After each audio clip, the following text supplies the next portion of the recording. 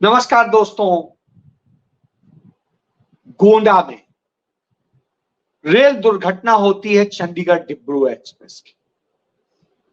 तमाम सारे लोग घायल होते हैं, आधा दर्जन लोगों की मौत हो जाती है और जो दर्जनों लोग घायल होते हैं उन घायलों को जल्दी से गोंडा के हॉस्पिटल में ले जाया जाता है, क्योंकि अब भारत सरकार ने जो रेलवे के अस्पताल हुआ करते थे, रेलवे के तमाम डॉक्टर्स और वो होते थे तमाम स्टेशनों पे, उनको एक प्रकार से खत्म कर दिया है।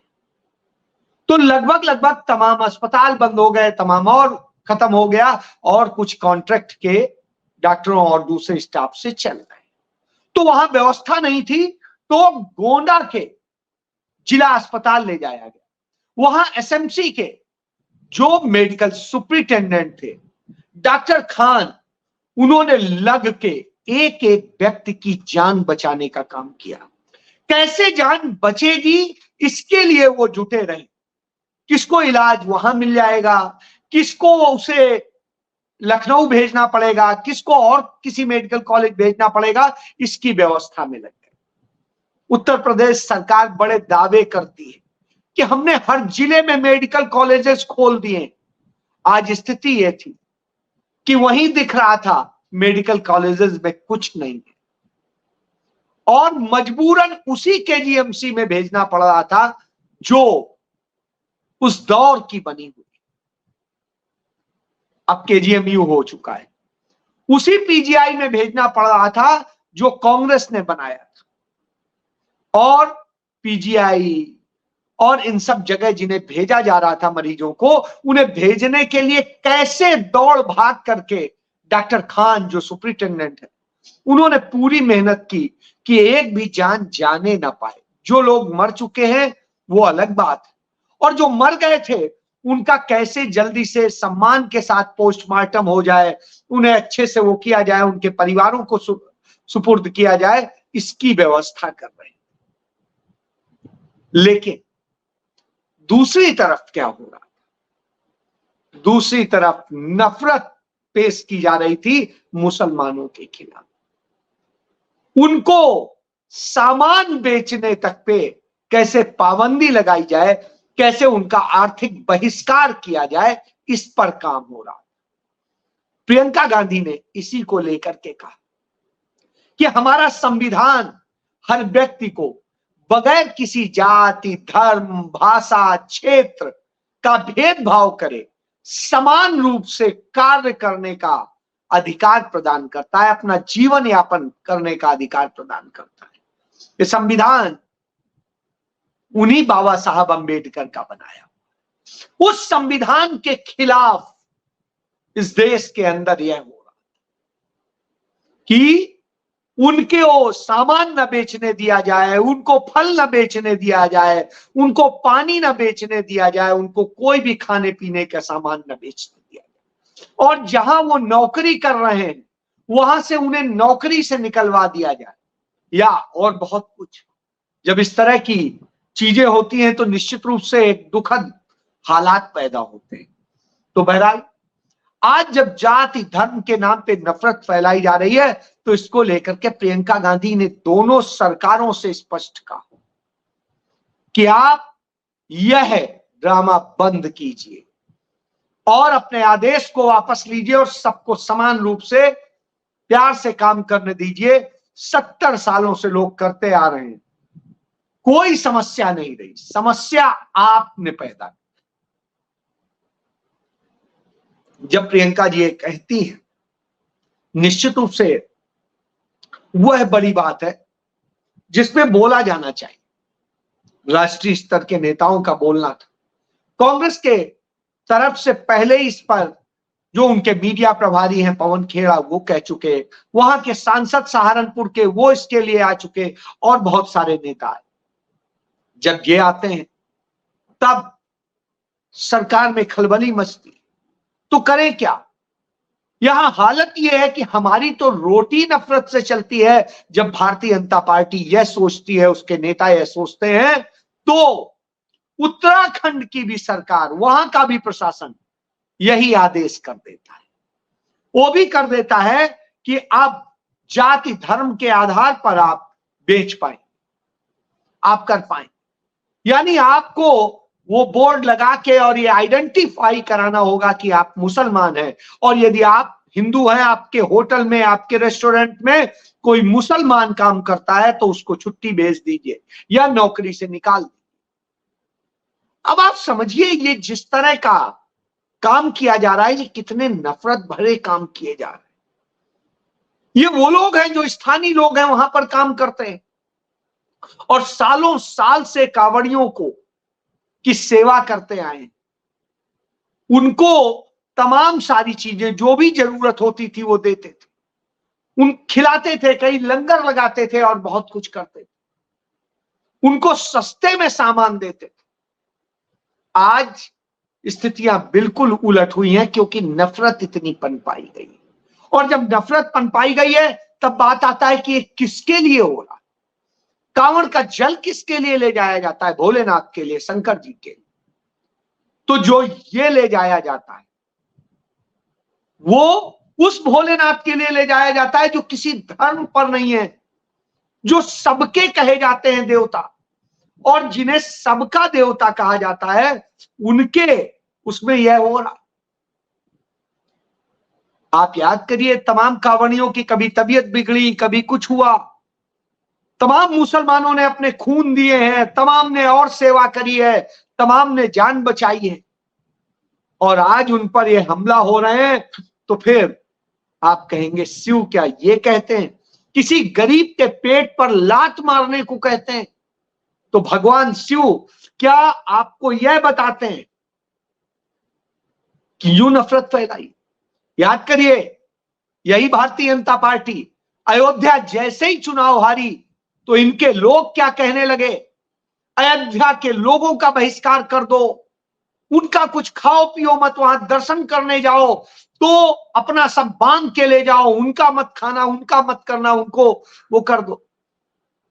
ये नफरत का बाजार जो आपने लगाया है, वह बाजार ही इस देश के लिए मोहब्बत का देश है, और यहां सब मोहब्बत करते हैं एक दूसरे से, कोई नफरत नहीं करता। लेकिन आप नफरत फैलाते हैं। इतने से भी जब नफरत नहीं फैलती है तो भारतीय जनता पार्टी के नेता और नरेंद्र मोदी सरकार के मंत्री गिरिराज सिंह एक लेख लिखते हैं जो पांचजन्य आरएसएस की पत्रिका है उसमें छपता है कि जब देश आजाद हुआ था, धर्म के आधार पर बटा था, तो मुसलमानों को यहां से भगा देना चाहिए था, उन्हें नहीं रहने देना चाहिए था। जब वो इस तरह की बात करते हैं तो पहले तो एक उनके ऊपर बड़ी हंसी आती है कि ये शख्स, इसको न इतिहास का पता है न किसी चीज का पता है, इसको यह जानकारी ही नहीं कि भारत तो कभी बटा ही नहीं था।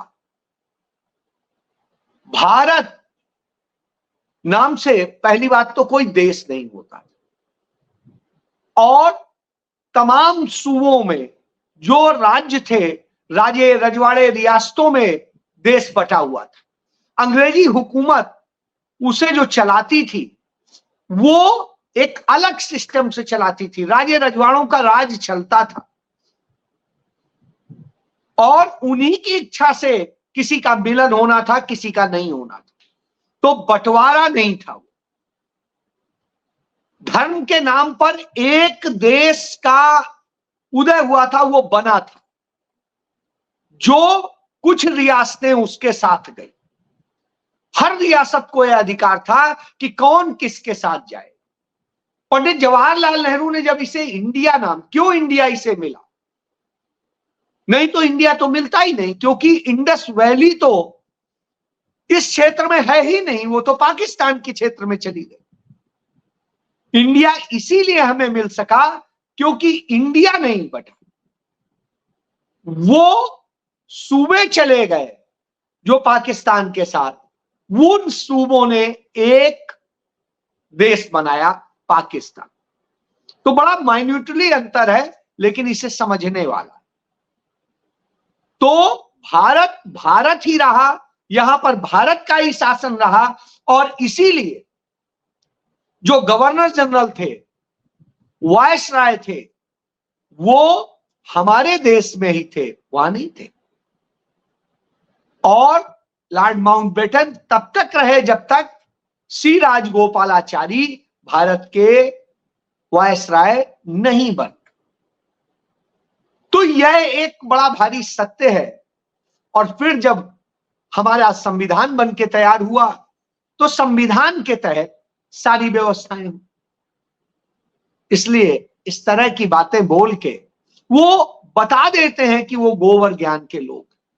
बहरहाल आज ज्ञान की बात नहीं कर रहा, आज बात इसकी कर रहा हूं कि नफरत फैलाने का जो खेल, कि संविधान के अनुच्छेद 15 में सबको समान रूप से जब अधिकार दिया जाता है तो आप हैं कौन और ये कैसे कर सकते हैं। इसी से पता चलता है कि यह लोग संविधान खत्म करना चाहते थे और इससे वह बात पूरी तरह साबित होती है, क्योंकि इसी तरीके से असम के मुख्यमंत्री, असम में बाढ़ आई हुई, लाखों लोग मर रहे हैं, बाढ़ से प्रभावित हैं, मर चुके हैं सैकड़ों लोग, और इसके बाद वहां का सीएम वहां उस पर काम करने की बजाय वो अपने यहां एक्ट पास करता है कि कैसे कैसे मुसलमानों की शादी कब होगी, कैसे उनका क्या होगा, वो सब बनाता है, कितने बच्चे होंगे, क्या खाएंगे, इस तरह की बातें करता है। दूसरी तरफ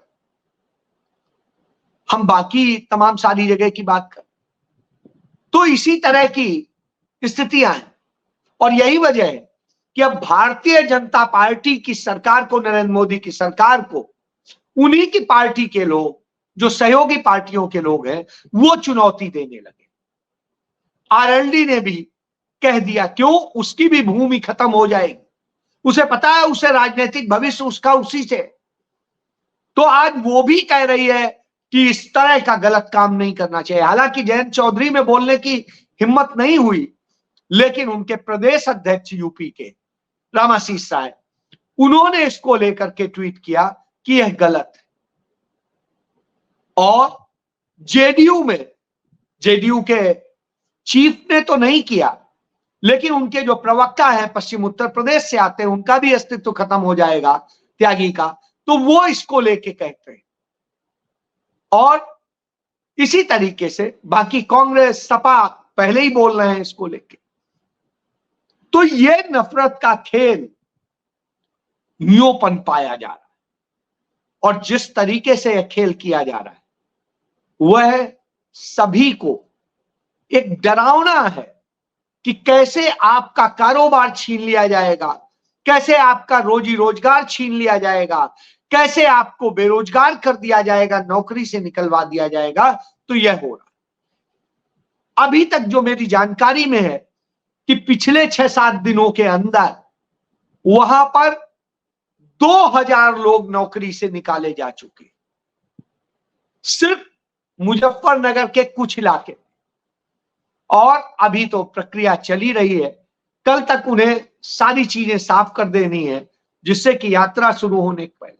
अब उत्तराखंड ने भी यह ऑर्डर जारी कर दिया है, शामली ने भी यह ऑर्डर जारी कर दिया है, डीआईजी सहारनपुर इसको लेके जस्टिफाई कर रहा है।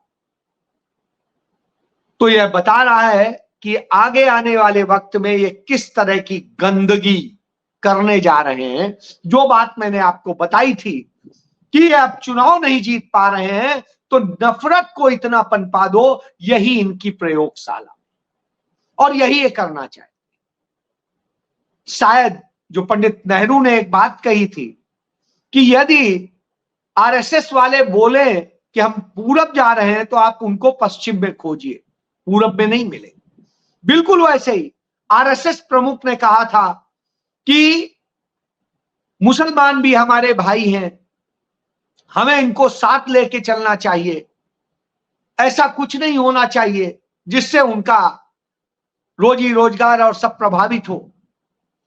अब बिल्कुल उससे उलट हो रहा है, वही बात बिल्कुल साबित हो रही है जो आज से 70 साल पहले पंडित जवाहरलाल नेहरू ने कही। यानी ये वही है, तो जो वो कहेंगे उसका उलट होता है, तो यह इनका सच्चा चेहरा। और आप देखिए दोनों आरएसएस वाले, चाहे उत्तराखंड का मुख्यमंत्री हो चाहे यूपी का मुख्यमंत्री हो,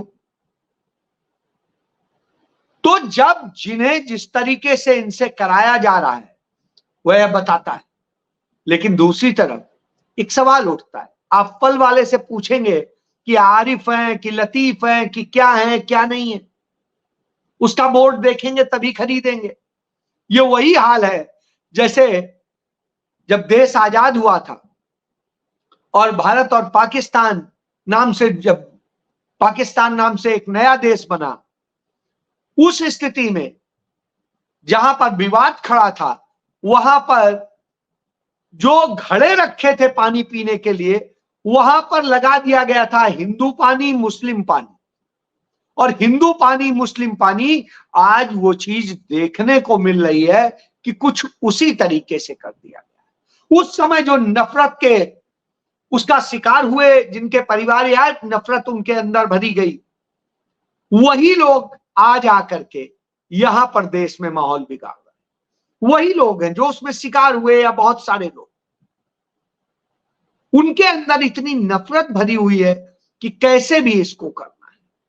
तो जो आज चाहे वहां के पुलिस अफसर हो चाहे प्रशासनिक अफसर हो, वे भूल जाते हैं कि उन्हें संविधान के तहत अपॉइंट किया गया है और उस संविधान की उस मूल भावना का खिलवाड़ कर। आज देश के अंदर स्थिति क्या है? देश के अंदर हालत ये है, गरीब और गरीब होता जा रहा है, अमीर और अमीर होता जा रहा है। हालात ये हो गए हैं असमानता के कि अंग्रेजी हुकूमत के दौरान भी इतनी असमानता नहीं थी, उससे ज्यादा आज हो चुकी है। आज लोगों की घरेलू बचत खत्म हो रही है और लोग बुरी स्थिति में जा रहे हैं, गर्त में जा रहे हैं। 65% लोगों की हालत खराब है। इस देश के अंदर लोगों के तमाम तरह की समस्याओं का शिकार है। रोज ब रोज लोग मर रहे हैं, कोई कोविड के नाम पे लगाए गए टीकों के कारण, कोई और कारणों से। और जब ये इस तरह की स्थितियां हो रही हो तो उन पे चर्चा होनी चाहिए। चर्चा होनी चाहिए थी क्यों बेरोजगारी इतनी बढ़ गई है और प्रधानमंत्री क्यों इतना झूठ बोल रहा है, रोजगार के नाम पर कितना झूठ परोसा जा रहा है। प्रधानमंत्री कहता है कि हमने इतना रोजगार और इतना रोजगार, जबकि विश्व श्रम उसका आंकड़ा कहता है कि भारत के अंदर एक बड़े लंबे अरसे में सिर्फ 2 लाख रोजगार मिले, और नरेंद्र मोदी का आरबीआई उसी रिपोर्ट के आधार पर कहता है कि 2.25 करोड़ रोजगार। यानी कितना झूठ बोलता है। यह साबित होता है कि वैश्विक आंकड़े सेम चीज के आधार पर वो बोलते हैं और ये बताते हैं। तो झूठ बोलने का ये है। अब रोजगार की स्थिति कितनी बुरी है ये कहीं पर भी, जहां पर भी वांट निकले, आप देख लीजिए। तो ये झूठ का जो कारोबार चलाते हैं, नफरत का चलाते हैं, ये आपके भविष्य को बर्बाद करने के लिए चलाते हैं और सच्चाई से आपका मुंह मोड़ने के लिए चलाते हैं। इसलिए खड़ा होना पड़ता है। मोहब्बत की इसीलिए दुकान खोलनी होती है, क्योंकि यदि मोहब्बत की दुकान नहीं खुलेगी तो ये नफरत ऐसे ही पनपती रहेगी। इसलिए जरूरी है कि मोहब्बत की दुकान खुले और लगातार खुलती रहे। चाहे कितना नफरत का बाजार हो, वो मोहब्बत की दुकान से यदि पट जाएगा तो नफरत कुछ नहीं कर पाएगी। बिल्कुल इसी की जरूरत। आज डराकर धमकाकर और जिस तरह से लोगों के रोजगार छीनने का काम है, यह निश्चित रूप से अन्याय है और यह अन्याय नहीं होना चाहिए।